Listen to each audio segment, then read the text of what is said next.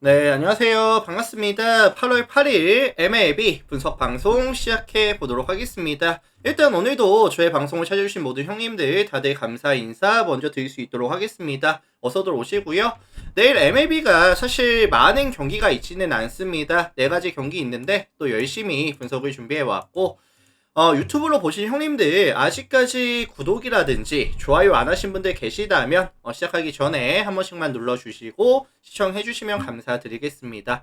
멤버십이 아직 안 열렸는데 아마 한 열흘 정도 안엔 좀 열릴 것 같아요. 빠르면 일주일, 뭐 열흘 정도 안에 열릴 것 같으니까 뭐 구독 한번, 좋아요 한번, 그 다음에 이제 좀 긴 시간 시청해주시면 감사드리겠습니다. 자, 그렇다면 총 4가지 경기 분석 들어갈 거고요. 경기가 많이 없기 때문에 빠르게 분석 들어가고 마무리 지어보도록 하겠습니다. 시작할게요. 자, 워싱턴 애슬레틱스 먼저 보도록 하겠습니다. 워싱턴 애슬레틱스. 자, 이 매치업은 사실 애슬레틱스에 대한 선호도가 조금 높을 것 같아요. 선호도가 조금 높을 것 같은데 워싱턴이 오늘 2차전을 생각보다 누가 잘했냐면 그 카발리가 되게 잘했습니다. 오늘 카발리가 이제 4.1이닝인가 4.2이닝 동안 거의 실점 안 주면서 막아줬거든요. 그래서 어쨌든 1.4 승리를 가져오면서 6연패 구간에서 벗어납니다.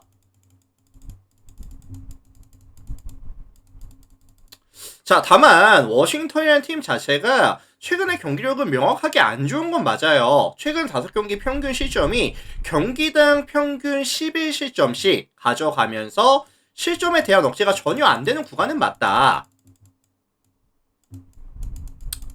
자, 그래서 지금 워싱턴 같은 경우에는 뭐 선발부터 매번 말씀을 드리지만 불펜도 문제고 선발도 문제고 필딩 쪽에서도 문제가 많습니다. 최근 5경기에서만 실책이 8개가 쏟아지고 있는 구간이다 보니까 오늘도 경기를 이기기는 했지만 실책이 2개가 나오면서 어쨌든 조금 위기를 스스로 자초하는 모습을 많이 보여줬거든요. 자, 여기서 내일 워싱턴의 선발은 마이클 파커가 등판합니다. 151kg짜리 페스볼에다가 그 다음에 스플리터 슬라이더 커브까지 던져주는데 이 친구의 강점이 뭐냐면은 사실 이 구위가 좀 원래 좋은 편이거든요. 구에서의 강점을 보여주면서 존 안으로 딱딱 들어가면서 카운트 잡고 힘으로 좀 이겨내야 되는 상황인데 최근에 구위가 좀 많이 떨어졌어요. 구위가 빠지다 보니까 조금 볼질이 심해지고 있고 장타에 대한 억제도 사실 잘 안 되다 보니까 지난 시즌 데뷔했을 때보다도 오히려 더욱더 떨어지는 성적을 이번 시즌 보여주고 있다. 특히나 최근 5경기 잘라놓고 봤을 때 26.1 동안 23자책 7.86의 ERA 최근의 흐름이 너무나도 안 좋다.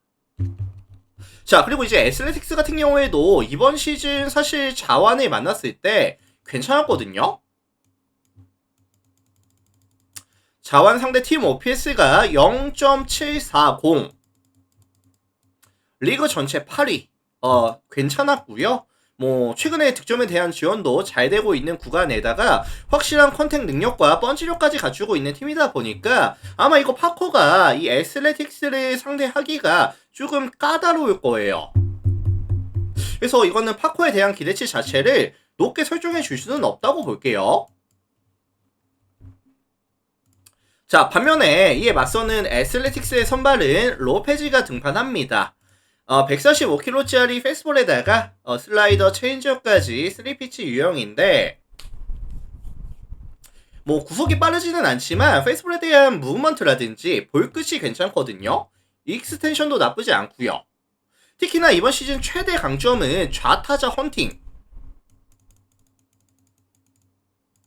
이번 시즌 브레이킹 볼이 워낙에 좀 좋다 보니까 좌타자 상대 몸쪽 승부가 잘 되어주고 있다 보니까 좌타 전팅이 되게 좋습니다. 반대로 워싱턴 입장에서는 누가 해줘야 된다? 뭐 에이브람스부터 뭐 우드, 로우 이런 좌타석에서 조금 해결을 해줘야지 상위 타석에서 해결을 해줘야지 조금 쉽게 풀어갈 수 있는 팀이라는 점을 감안해 봤을 때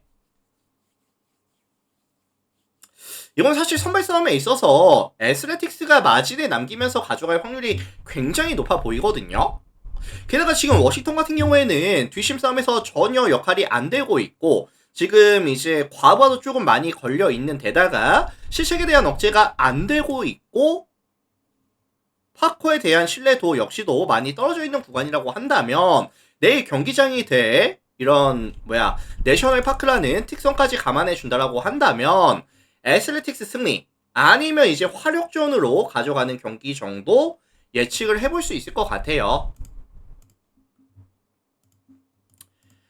자, 그래서 이거는 애슬레틱스 승에다가 그 다음에 이제 9.5 기준 다득점 가능성까지. 참고로 이 경기는 이제 1시 10분 경기였죠. 한국 시간 새벽 1시 10분. 참고해 주시고요. 일정 확인해 주시고. 그리고 이제 낮 경기에 대한 빠따 능력치 자체도 애슬레틱스가 훨씬 더 낮긴 합니다. 참고하시고요. 자, 다음 시애틀 화이트삭스 보도록 하겠습니다. 시애틀 화삭. 자, 홈팀 시애틀이 이제 화삭을 만나서 1차전, 2차전 야무지게 잡아냈습니다. 지금 연승이 3연승까지 좀 길어지고 있는 상황이죠, 시애틀이.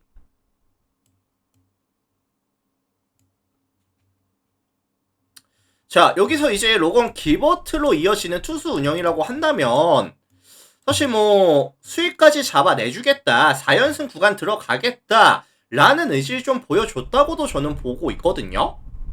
자, 로건 기버트 같은 경우에는 이번 시즌 153km짜리 페이스볼에다가 이제 144km짜리 고속 슬라이더, 그 다음에 스플리터, 커브까지 좀 타이밍을 뺏어 주는데 강점이 있죠. 게다가 이제 이번 시즌 78.1 동안 피안타 59개, 홈런이 조금 많기는 하지만 볼넷 개수도 인상적이고요. 특히나 이제 삼진 비율이 112개.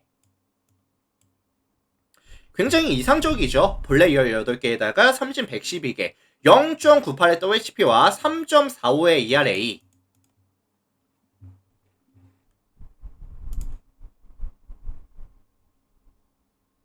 그래서 이 친구가 사실 상하 로케이션도 되게 좋은데 브레이킹 볼도 좋다 보니까 좌우 움직임도 되게 좋거든요. 구위도 좋고.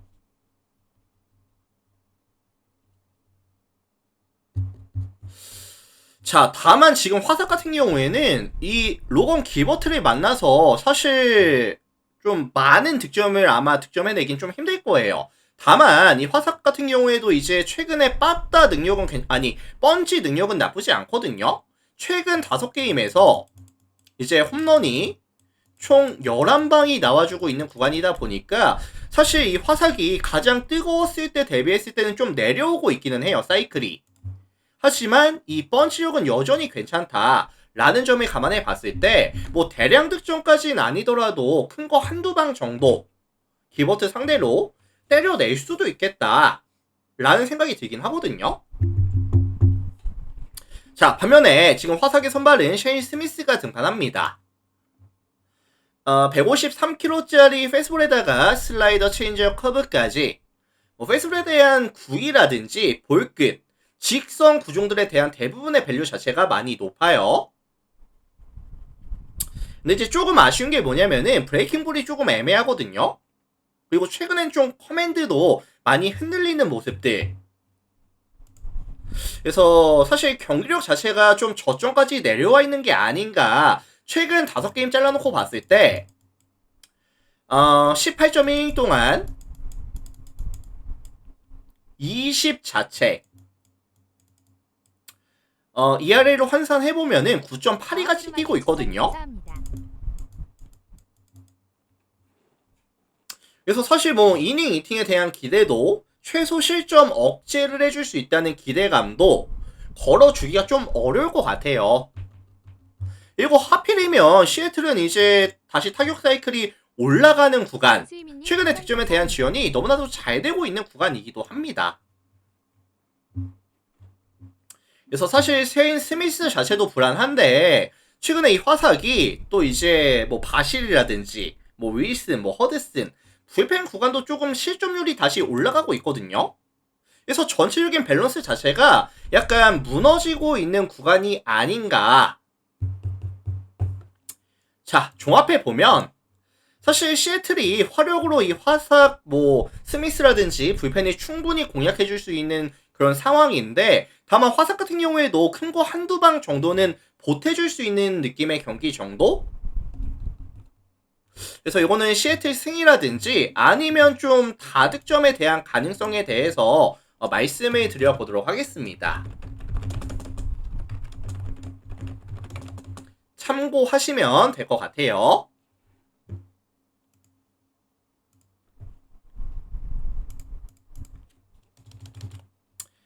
자, 다음 경기 피츠버그랑 신시내티 보도록 하겠습니다. 피츠 신시.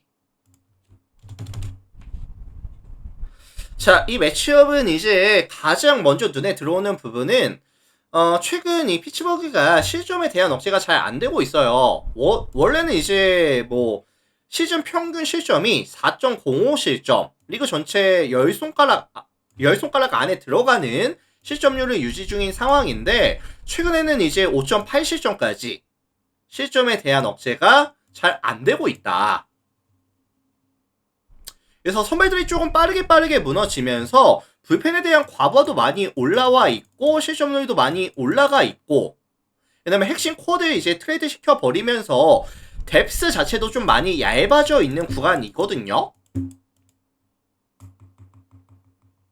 그러면 이런 상황에서 필요한 게 뭐다? 확실한 에이스의 존재가 필요하다. 이 역할을 해줄 수 있는 자원이 이 스킨스라고 저는 보거든요.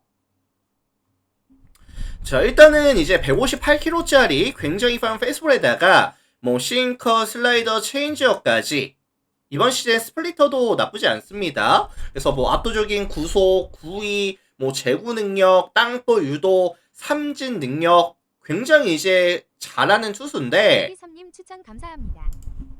출루 자체를 잘 억제해주고 있어요. ERA도 2.02로 관리가 잘 되고 있는 상황이고, 특히나 이 스킨스가 싱커가 또 나쁘지가 않다 보니까 이 신시내티 같은 경우에는 결국에는 이런 무빙볼러를 만났을 때, 밸류가 높은 무빙볼러를 만났을 때 타이밍이 잘 안 맞고 있거든요. 게다가 최근 5경기 평균 득점 지원이 2.8득점, 득점에 대한 지원이 안 되고 있는 구간이라는 점도 이 스킨스에 대한 기대치 자체를 올려줄 수가 있겠죠.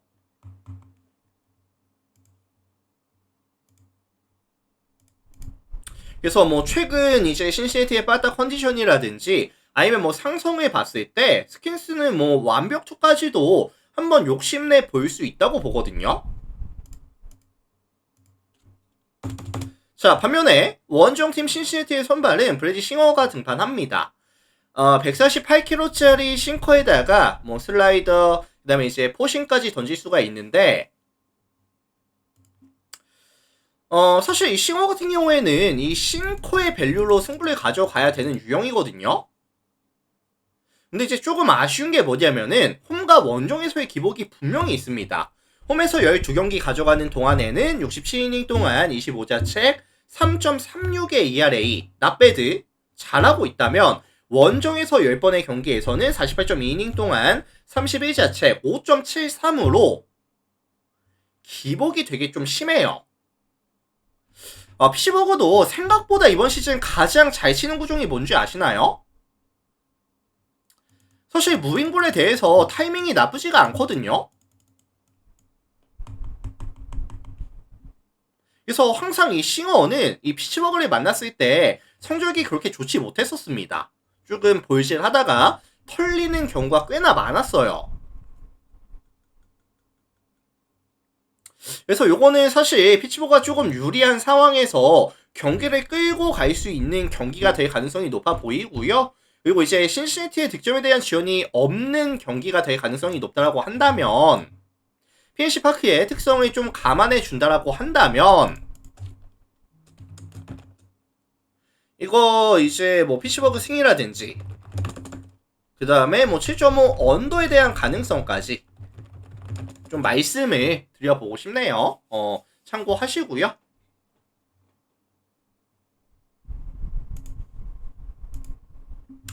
자, 다음 경기 애틀란타랑 이제 그 다음에 마이애미 경기 살펴보도록 하겠습니다. 애틀란타 마이애미.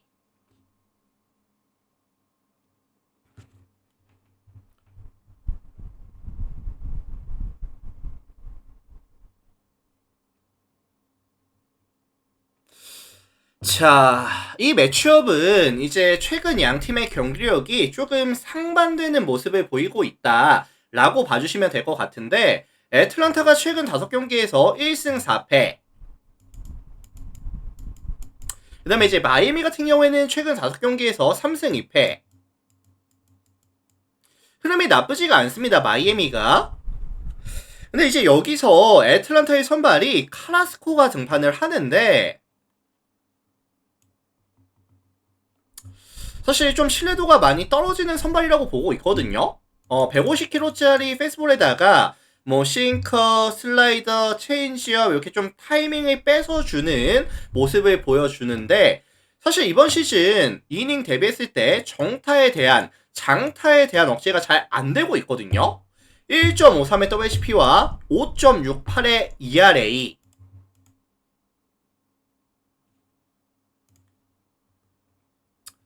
그리고 사실 마이애미 같은 경우에도 결국에는 이런 폭발력은 갖추고 있는 팀에다가 최근에 이제 타선에서의 집중력 자체가 나쁘지가 않은 구간이다 보니까 이렇게 조금 밋밋하게 들어오는 카라스코의 공 정도는 공략이 되지 않을까.